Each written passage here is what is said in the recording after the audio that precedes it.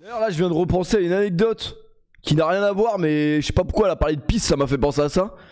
Quand j'étais petit, quand j'étais à l'école avec Dacour, en fait comme je courais plus vite que lui, parce qu'il avait une plus grosse corpulence que moi, et ben dès que c'était la fin de la récréation, genre je sais plus, y a un surveillant qui sifflait ou un truc comme ça, on était sur un plateau genre un terrain de foot, et on devait faire un trajet pour rentrer dans l'école. C'était un trajet de même pas 50 mètres, tu vois, c'était à côté.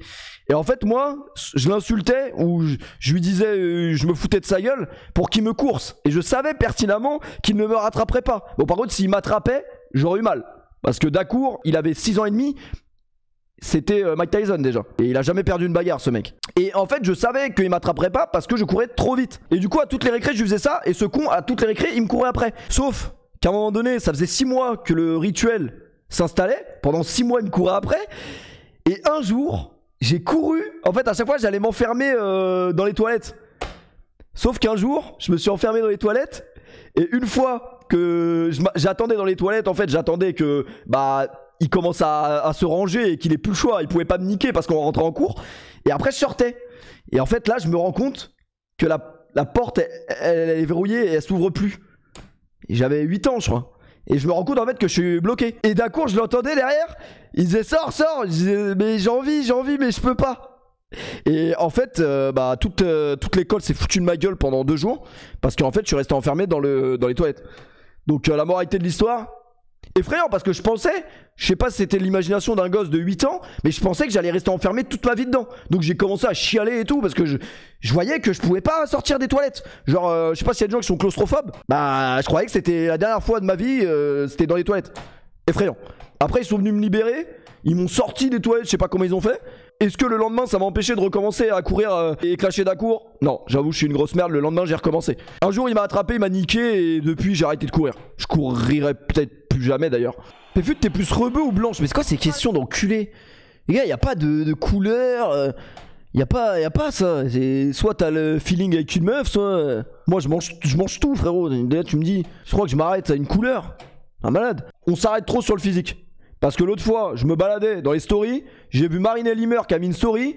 Pour être très honnête avec vous, j'ai revu mon principe de physique, il a été revu à la baisse. Parce que même une meuf sur une jambe, je la prends. Vraiment.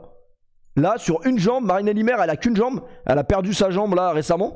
Sincèrement, je me mettrai en cuillère, hein, c'est pas grave. Mais là, oui, elle a qu'une jambe. Donc, moi, y a pas de souci, je prends. Donc si demain vous croisez une meuf sur Tinder ou dans la rue qui a qu'une jambe, méfiez-vous. Et si elle a pas de bras, ça peut être compliqué ouais. Parce qu'on aime bien quand même quand elles font du feu avec nos chibres. Après elle peut faire du feu avec ses pieds, c'est pareil. Hein. Vous avez peut-être jamais essayé, mais moi je vous dis que c'est possible. Et je le répéterai. C'est une blague, il lui reste 2 jambes les gars. Mais même une meuf qui lui reste 0 jambes, elle peut être très appréciable, hein, ça veut rien dire.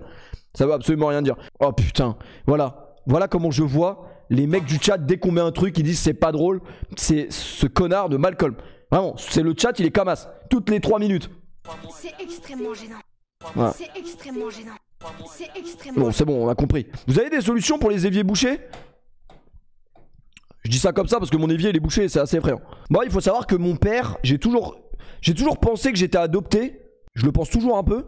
Parce que mon père, il aime pas le foot et il est maniaque. Tant vous dire que son gamin, il est comment? Il est manuel aussi. C'est-à-dire que mon père, avec ses mains, il te transforme tout ce qu'il veut. Mon père, avec ses 2 mains, il a fait des trucs dans sa vie effrayants. Moi, limite, mettre une couronne sur la tête de Jacques Martin, j'y arriverais pas. Vraiment, moi, je n'ai pas du tout hérité des pouvoirs de mon père.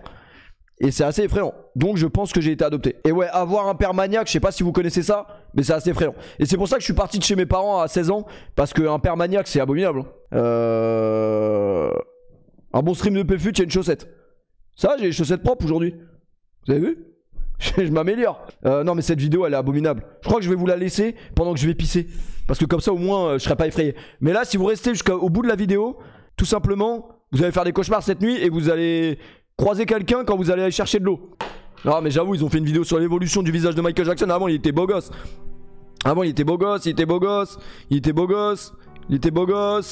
Beau gosse de fou. ABC, easy 1, 2, 3. Mais là, ça va commencer à partir en couille très sérieusement là. No and me, ABC, 1, 2, 3, nanana. Ça va, tant qu'il est noir, il est beau gosse. En vrai, c'est vrai. Hein. Quand il était noir, il était beau gosse de fou, Michael Jackson.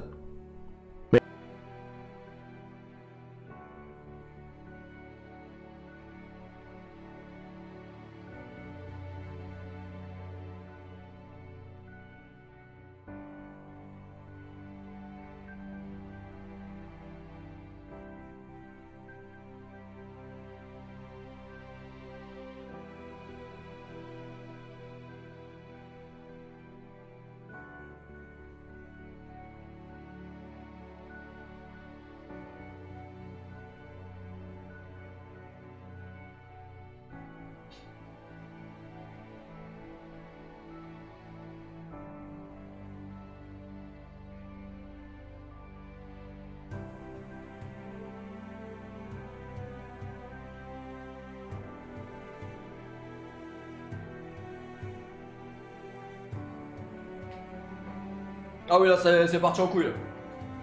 Là c'est parti en couille. Je suis parti chercher un Actimel, c'est parti en couille sérieusement là. Vous savez que ça c'est juste une technique commerciale. C'est une technique commerciale pour vous faire rester sur le stream. Parce que sinon vous n'avez pas trouvé le sommeil. Et ça va marcher. Vous allez rester. Là on en rigole mais c'est pas du tout drôle en vrai. Parce que Michael Jackson, la vie qu'a eu Michael Jackson. Ah j'avoue là sur la fin c'était une dinguerie. La vie qu'a eu Michael Jackson c'est la pire vie qu'on peut souhaiter à un être humain. Tout ce qui lui est arrivé... Comment il est devenu blanc? En fait Michael Jackson avait une maladie dont je tairai le nom parce que je me rappelle pas. Voilà, 50 ans après il est mort malheureusement. Il est mort à 50 piges. Mais la vie, en vrai la vie de Michael Jackson n'a jamais été heureuse. Le vitiligo ça s'appelait. Le vitiligo et en fait tout simplement Michael Jackson avait des points blancs qui apparaissaient sur son corps. Et le seul moyen pour que ce soit moins... On lui a rentré dans la tête que le seul moyen pour que ce soit moins cramé et moins bizarre, parce que si tu commences à avoir... Si par exemple t'es noir... Moi c'est pas mon cas mais imaginons que t'es noir et que tu commences à avoir des traces blanches sur la gueule ou sur le corps, je pense que ça doit être perturbant. Et en fait on lui a dit que s'il devenait blanc, bah ça se verrait moins. Et en fait c'est une dépigmentation de la peau que je raconte très mal en vrai.